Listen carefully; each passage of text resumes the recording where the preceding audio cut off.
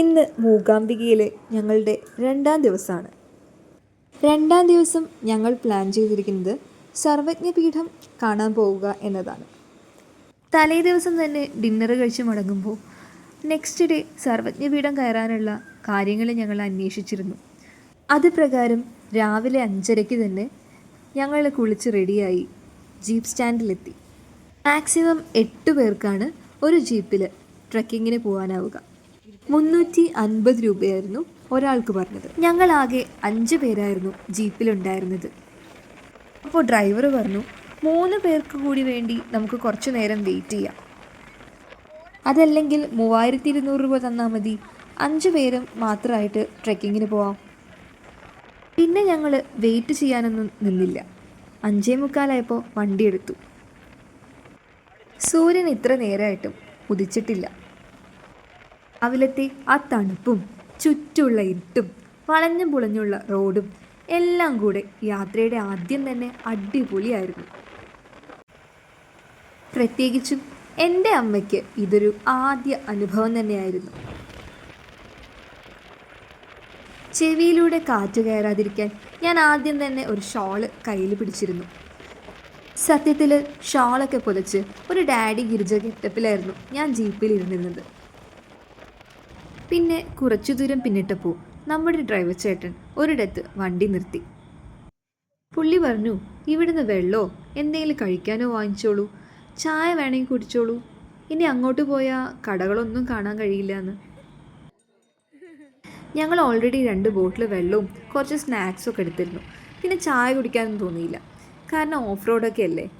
ഇനി വല്ലതും കഴിച്ചിട്ട് ഇനി ബുദ്ധിമുട്ടായാലോ എന്ന് കരുതിയിട്ട് നമ്മൾ ഒന്നും കഴിക്കാനൊന്നും നിന്നില്ല.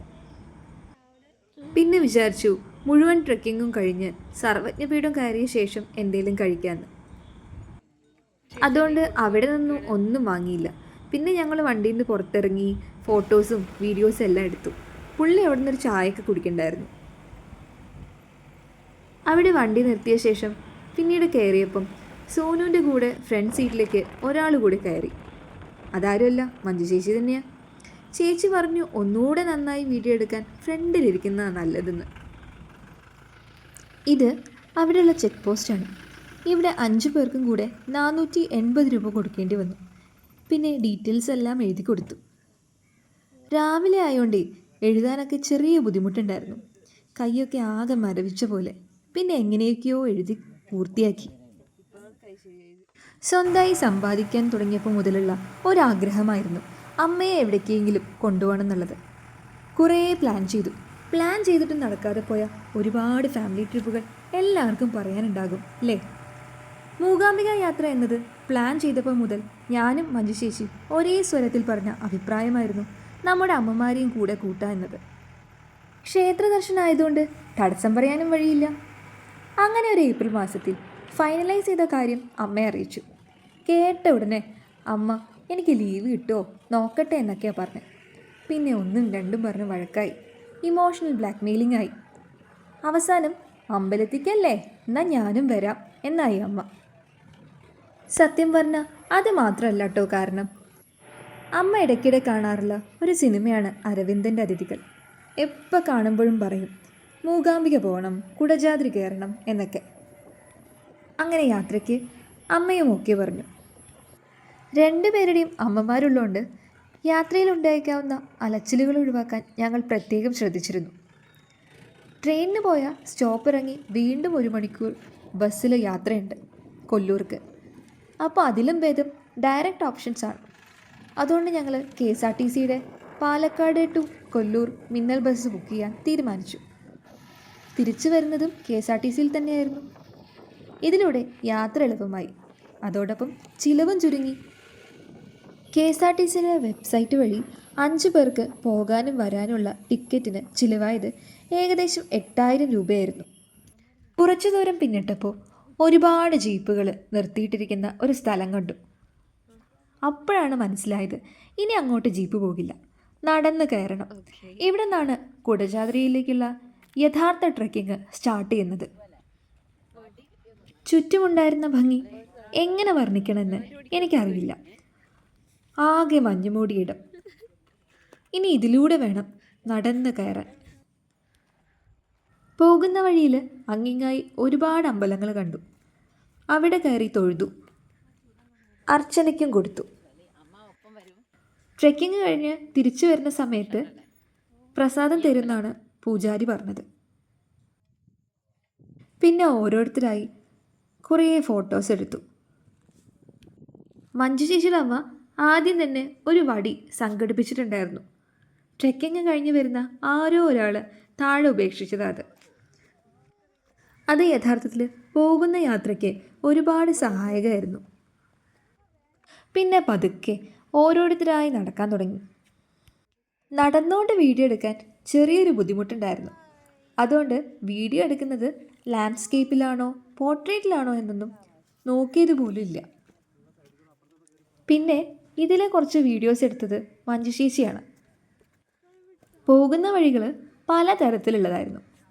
കുണ്ടും കുഴിയും നിറഞ്ഞതും പരലുകൾ നിറഞ്ഞതും ചെറിയ ചെറിയ കല്ലുകളുള്ളതും ചളി നിറഞ്ഞതും വലിയ വലിയ ഉരുണ്ട കല്ലുകളുള്ളതും പാറയിടുക്കുകളും കുത്തനെയുള്ള കയറ്റങ്ങളും കുറച്ച് സമതല പ്രദേശങ്ങളും ചുറ്റും ചെടികളും കോടമഞ്ഞും നിറഞ്ഞ വഴികളും പിന്നെ കൽച്ചീലുകൾ പോലുള്ളതും അങ്ങനെ. അമ്മയുടെ കൂടെ എപ്പോഴും സോനു ഉണ്ടായിരുന്നു. ഞാൻ ഏറ്റവും അവസാനമായിരുന്നു നടന്നത്. അതുകൊണ്ട് എൻ്റെ മുന്നിൽ എപ്പോഴും മഞ്ജു ചേച്ചിയുടെ അമ്മയായിരിക്കും ഉണ്ടാവുക. ഇപ്പോൾ ഈ കാണുന്ന വീഡിയോയിൽ പറഞ്ഞതിൻ്റെ നേരെ തിരിച്ചാണ് നടക്കുന്നത്. അതിന് മറ്റൊരു കാരണമുണ്ട്. ചേച്ചി വീഡിയോ ഷൂട്ട് ചെയ്യാൻ തുടങ്ങിയെന്ന് പറഞ്ഞപ്പോൾ ഞാൻ വേഗം മഞ്ജേച്ചിയുടെ അമ്മയെ ഓവർടേക്ക് ചെയ്ത് നടന്നതാ. അങ്ങ് ദൂരെ ആ കോടമഞ്ഞിനാൽ ചുറ്റപ്പെട്ടതാണ് നമ്മുടെ സർവജ്ഞപീഠം. കണ്ണുകളിലൂടെ ഒപ്പിയെടുക്കണോ അതോ ഫോണിലെ ക്യാമറയിലൂടെ ഒപ്പിയെടുക്കണോ എന്നറിയുന്നില്ല. കോടമഞ്ഞാൽ ആവരണം ചെയ്യപ്പെട്ട ശങ്കരാചാര്യർ തപസ് ചെയ്ത സർവജ്ഞപീഠം. നല്ല തിരക്കുണ്ടായിരുന്നു. അവിടെ ഒന്ന് കയറിയിരിക്കാൻ നന്നേ കഷ്ടപ്പെട്ടു. അദ്ദേഹത്തിൻ്റെ ധ്യാന മണ്ഡപത്തെ ഇപ്പോൾ ഒരു അമ്പലം പോലെ ആക്കി മാറ്റിയിട്ടുണ്ട്. എനിക്ക് വരണതിന് മുന്നേ ഒരുപാട് ഫോട്ടോസും വീഡിയോസൊക്കെ കണ്ടിരുന്നു. അതിലൊന്നും ഇതുപോലെ ധ്യാന മണ്ഡപത്തെ പൂക്കൾ കൊണ്ട് അലങ്കരിച്ചതായി കണ്ടിരുന്നില്ല. അകത്ത് ചന്ദനത്തിരിയും കർപ്പൂരവും കത്തിച്ച് ശരിക്കും ഒരു അമ്പലമാക്കിയിട്ടുണ്ട്. ഞങ്ങളും എങ്ങനെയൊക്കെയോ കയറിപ്പറ്റി കുറച്ച് ഫോട്ടോസും വീഡിയോസൊക്കെ എടുത്തു. ആകെ കിട്ടിയത് 2-3 മിനിറ്റാണ്. ചുറ്റിലും ബഹളങ്ങളും. അതുകൊണ്ട് കണ്ണടച്ചൊന്നും ഇരിക്കാൻ പോലും പറ്റിയില്ല. ഇൻസ്റ്റഗ്രാമിലും യൂട്യൂബിലൊക്കെ കാണുന്ന പോലെ അവിടെ ഇരുന്ന് ധ്യാനിക്കുന്ന ഒരു വീഡിയോ എടുക്കണമെന്നുണ്ടായിരുന്നു. പക്ഷേ ഒന്നും നടന്നില്ല. പിന്നെ കുറച്ച് ഫോട്ടോസൊക്കെ എടുത്ത് ഞങ്ങൾ പതിയെ താഴെ ഇറങ്ങാൻ തുടങ്ങി. ഡ്രൈവർ നമ്മളോട് പറഞ്ഞത് 1.5 മണിക്കൂറിൽ താഴെ ഇറങ്ങണമെന്നാണ്. ഒരു പക്ഷേ 5:30 പകരം 4:30 അല്ലെങ്കിൽ 5 മണിക്കോ ഞങ്ങൾ യാത്ര തിരിച്ചിരുന്നെങ്കിൽ ഇത്രയും തിരക്ക് അനുഭവിക്കേണ്ടി വരില്ലായിരുന്നു. ഒന്നുകൂടെ സമാധാനത്തിൽ ആ ധ്യാന മണ്ഡപത്തിൽ ഒന്നിരിക്കായിരുന്നു.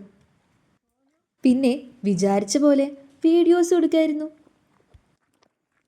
നേരത്തെ പറഞ്ഞതുപോലെ അമ്മയുടെ കൂടെ എപ്പോഴും സോനു ഉണ്ടായിരുന്നു. എന്നാലും ഇടയ്ക്കിടെ ഞാൻ അമ്മയെ നോക്കിയത് അമ്മ ഹാപ്പിയാണോ, എൻജോയ് ചെയ്യുന്നുണ്ടോ, എന്തെങ്കിലും ബുദ്ധിമുട്ടുകൾ ഉണ്ടാവുന്നുണ്ടോ എന്നൊക്കെ അറിയാനായിരുന്നു. സോനുവിൻ്റെ കൂടെ അമ്മ നല്ല വൈബിലായിരുന്നു. കുടജാദ്രി കയറിയതും ഇറങ്ങിയതൊക്കെ. അമ്മയെപ്പോലെ തന്നെ വൈബിനൊട്ടും ഒരു കുറവുമില്ലാത്ത ഒരാളായിരുന്നു മഞ്ജു ചേച്ചിയുടെ അമ്മയും. സത്യം പറഞ്ഞാൽ അമ്മമാർ ഇങ്ങനെ എല്ലാം മറന്ന് എൻജോയ് ചെയ്ത് നടക്കുന്നത് കാണുന്നത് മക്കൾക്കെല്ലാം ഒരു ഹാപ്പിനെസ് തന്നെയാണ്. ഇപ്പോൾ കാണുന്നത് ഞങ്ങളൊരു റീൽസ് എടുക്കാൻ വേണ്ടി ചെയ്ത വീഡിയോസാണ്. പറന്നു പോകുന്നതും നടന്നു പോകുന്നതും അങ്ങനെയൊക്കെ. ഇറങ്ങുന്ന വഴിയിൽ ഒരു മരം കണ്ടു. അവിടെ നിന്ന് ഒരു ഗ്രൂപ്പ് ഫോട്ടോ ആയാലോ? എല്ലാവരും ഓടി മരത്തിൻ്റെ അടുത്തെത്തി ഫോട്ടോസ് എടുത്തു. അത് കഴിഞ്ഞ് വീണ്ടും നടക്കാൻ തുടങ്ങി. കയറിയ വഴിയെല്ലാം ഓരോന്നായി ഞങ്ങൾ ഇറങ്ങിത്തുടങ്ങി. കുണ്ടും കുഴിയും നിറഞ്ഞതും പാറകൾ നിറഞ്ഞതും ചളി നിറഞ്ഞതും ഉരുണ്ട കല്ലുകളുള്ളതും കൽച്ചീളുകളുള്ളതും കാട്ടുവഴികളും താണ്ടി ഞങ്ങൾ നടത്തം തുടർന്നു. യാത്രയിൽ എല്ലാവർക്കും അത്ഭുതമായി തോന്നിയത് ഒരു കാര്യമായിരുന്നു. ഇത്ര നേരമായിട്ടും ആർക്കും ഒരു തളർച്ചയോ വയ്യായ്മയോ തോന്നിയിട്ടില്ല എന്നത്. കയറിയ അതേ ഊർജത്തിൽ ഞങ്ങൾ താഴേക്ക് ഇറങ്ങാൻ തുടങ്ങി. ഈ യാത്രയിൽ ഉടനീളം ഞാൻ വെള്ളം പോലും കുടിച്ചിരുന്നില്ല എന്നത് മറ്റൊരു കാര്യം. അതിനിടയിൽ ഞാനും സോനുവും ഒരു ഫോട്ടോ സ്പോട്ട് കണ്ടുപിടിച്ചു. അവിടെ പോയി കുറച്ച് ഫോട്ടോസൊക്കെ എടുത്തു. എന്നിട്ട് പതിയെ ഇറങ്ങാൻ തുടങ്ങി. 5:30-ക്കാണ് ജീപ്പ് മൂകാംബികയിൽ നിന്ന് സ്റ്റാർട്ട് ചെയ്ത്. 7 മണിക്ക് ഞങ്ങൾ ട്രെക്കിംഗ് സ്റ്റാർട്ട് ചെയ്തു. 7:30 ആകുമ്പോഴേക്കും സർവജ്ഞപീഠം എത്തി. 8 മണി കഴിഞ്ഞ് ഞങ്ങൾ ഇറങ്ങാൻ തുടങ്ങി. 10 മണിക്കുള്ളിൽ മൂകാംബിക എത്തി. കുറച്ചു നേരം കൂടെ അവിടെ ചിലവഴിക്കാനുള്ള സമയമുണ്ടായിരുന്നു. പക്ഷേ പിന്നെ നിന്നിരുന്നെങ്കിൽ തിരക്ക് കൂടിയനെ. മാത്രമല്ല എത്തുന്നത് ഇത്ര പെട്ടെന്നാകില്ലായിരുന്നു. കാരണം ഞങ്ങൾ പോകുമ്പോൾ ഫുള്ള് കോടയായിരുന്നു. വരുന്ന സമയത്ത് പതിയെ വെയിലിന് ചൂട് കൂടാൻ തുടങ്ങി. ഇതാണ് ഞങ്ങളുടെ മൂകാംബിക കുടജാദ്രി യാത്ര. അന്നേ ദിവസം രാത്രി 8 മണിക്ക് കൊല്ലൂരിൽ നിന്ന് പാലക്കാടിലേക്കുള്ള KSRTC മിന്നൽ നേരത്തെ തന്നെ ബുക്ക് ചെയ്തിരുന്നു. രാവിലെ 9 മണിക്കായിരുന്നു റൂം ചെക്കൗട്ട് ചെയ്യാനുള്ള സമയം.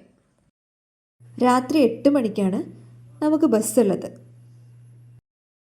ട്രെക്കിംഗ് കഴിഞ്ഞ് നമ്മൾ എവിടെ പോയി റെസ്റ്റ് ചെയ്യും എന്നത് വലിയൊരു ചോദ്യമായിരുന്നു. അവസാനം റിസപ്ഷനിലുള്ള ആളുകളോട് സംസാരിച്ചു. അവരങ്ങനെ 2 റൂം അലോട്ട് ചെയ്ത് തന്നു. 300 രൂപയുടെ റൂമാണ് കിട്ടിയത്. ട്രെക്കിംഗ് കഴിഞ്ഞ് ഞങ്ങൾ ബ്രഞ്ചാണ് കഴിച്ചത്. അത് കഴിഞ്ഞ് പോയി റെസ്റ്റ് എടുത്തു. പിന്നെ വൈകുന്നേരം 7 മണിയോടെ ഞങ്ങൾ ഡിന്നർ കഴിക്കാൻ പോയി. ഡിന്നറെല്ലാം കഴിച്ച് ബാഗെല്ലാം പാക്ക് ചെയ്ത് ഞങ്ങൾ പാലക്കാട്ടേക്ക് തിരിച്ചു.